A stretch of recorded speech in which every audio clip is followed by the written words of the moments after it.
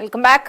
పోలవరం జిల్లాలో విషాదం చోటు చేసుకుంది. రంపచోడవరం మండలం ఇర్లపల్లి కొత్త కాలనీలో నివాసం ఉంటున్న 10వ తరగతి విద్యార్థిని ముర్రం శివాని ఉరివేసుకుని మృతి చెందింది.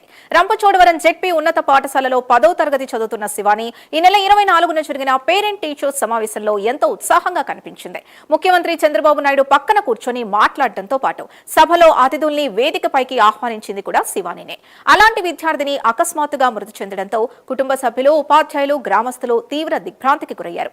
ఉదయం ఇంటి సమీపంలోని రేకుల షెడ్ లో శివాని ఉరివేసుకుని కనిపించడంతో కుటుంబ సభ్యులు వెంటనే పోలీసులకు సమాచారం అందించారు. సంఘటనా స్థలానికి చేరుకున్న పోలీసులు మృతదేహాన్ని స్వాధీనం చేసుకుని అనుమానాస్పద మృతిగా కేసు నమోదు చేసి దర్యాప్తు ప్రారంభించారు. విద్యార్థిని ఆత్మహత్యకు దారితీసిన కారణాలపై అన్ని కోణాల్లో విచారణ చేపడుతున్నారు. విషయం తెలుసుకున్న స్థానిక ఎమ్మెల్యే శిరీషాదేవి విద్యార్థిని ఇంటికి వెళ్లి కుటుంబ సభ్యుల్ని పరామర్శించారు. శివాని తండ్రిని ఓదార్చి ధైర్యం చెప్పారు. ఎమ్మెల్యే ఏర్పాటు చేసిన అంబులెన్స్ లోనే మృతదేహాన్ని పోస్టుమార్టం నిమిత్తం రంపచోడవరం ఏరియా ఆసుపత్రికి తరలించారు. మరింత సమాచారం మా కరెస్పాండెంట్ శ్రీరామూర్తి అందిస్తారు. శ్రీరామూర్తి, ఎందుకు శివాని ఆత్మహత్య గల కారణాలేంటి? పోలీసులు ఏం చెప్తున్నారు? అసలు ఇంత సడన్ చేంజ్ ఎందుకు? సింధు, రంపచోడవరం ఏదైతే ఇర్లపల్లి కొత్త కాలనీలో ఈ ఘటన చోటు చేసుకుంది. చాలా విషాదకర ఘటన. 10వ తరగతి చదువుతున్న జడ్పీలో, ఇక్కడ రంపచోడవరం జడ్పీ బాలికల పాఠశాలలో 10వ తరగతి చదువుతుంది. ఈ నెల 24వ తేదీన శివాని ముఖ్యమంత్రి నిర్వహించిన ఏదైతే పేరెంట్స్ టీచర్స్ మీటింగ్లో కూడా పాల్గొంది. చాలా ఉత్సాహంగా పాల్గొన్నామే. ఆ పాపని పిలిపించి ముఖ్యమంత్రి చంద్రబాబు పక్కన కూర్చోబెట్టుకుని మాట్లాడిన పరిస్థితి ఉంది. అక్కడ స్కూల్లో పరిస్థితులు, అక్కడ పిల్లలు ఎట్లా ఉంటారని కూడా మాట్లాడింది.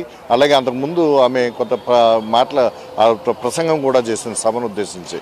ఇలాంటి చాలా ఉత్సాహంగా చాలా కనబడే ఈ బాలిక శివాని ఒక్కసారిగా ఈరోజు ఉదయం వాళ్ళ ఇంటి దగ్గర ఒక రేకు షెడ్డులో అంటే ఉరి వేసుకుని ఆత్మహత్య పాల్పడినట్టుగా అక్కడ సిచ్యువేషన్ కనబడడంతో మొత్తం తండ్రి ఒక్కసారిగా, తల్లిదండ్రులు, బంధువులు కూడా ఒక్కసారిగా దిగ్భ్రాంతికి లోనయ్యారు. ఉన్నట్టుండి ఇట్లా జరగటం ఏంటని చెప్పేసి చాలా దిగ్భ్రాంతి చెందారు. వెంటనే పోలీసులకు కూడా బంధువులందరూ సమాచారం ఇచ్చారు. అయితే ఇక్కడ ఒక సూసైడ్ నోట్ కూడా లభించింది.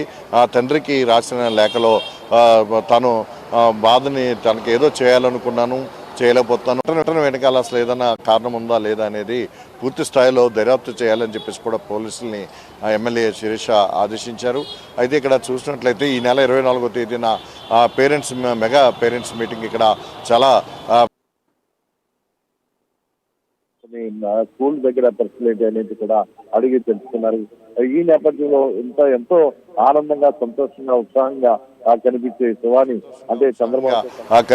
శివాని అంటే చంద్రబాబుతో కలిసి ఫోటోలు దిగడం, ఇక్కడ ఎంతో ఆనందంగా ఆ రోజున గడపడం, ఇట్లాగే 4 రోజులు తిరగకుండానే ఇలాంటి ఘటన చోటు చేసుకోవటం, విషాదకర ఘటన చోటు చేసుకోవటం, స్థానికులు, బంధువులు కూడా ఇక్కడ మింగుడుపడిన పరిస్థితి ఉంది. అలాగే ఆ స్కూల్లో తోటి విద్యార్థులు కూడా చాలా ఆవేదన చెందుతున్న పరిస్థితి కనిపిస్తుంది. అలాగే ఇక్కడ వాళ్ళ ఉపాధ్యాయులు కూడా చాలా దిగ్భ్రాంతికి లోనయ్యారు.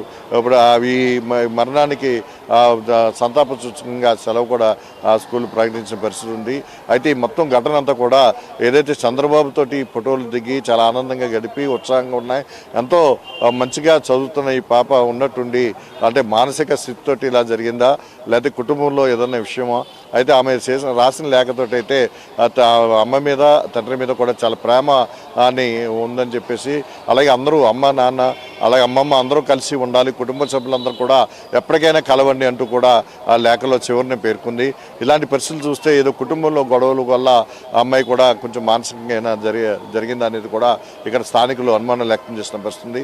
ఏదైనా ఒక విషాదకర ఘటన, 10వ తరగతి చదువుతున్న బాలిక ప్రాణాలు కోల్పోవడం అనేది చాలా విషాదకర ఘటన. ఇక్కడ స్థానికులందరూ కూడా చాలా ఆవేదన వ్యక్తం చేస్తున్న పరిస్థితి ఇక్కడ కనిపిస్తుంది. Sindhu. Right, thank you Sriramurthy.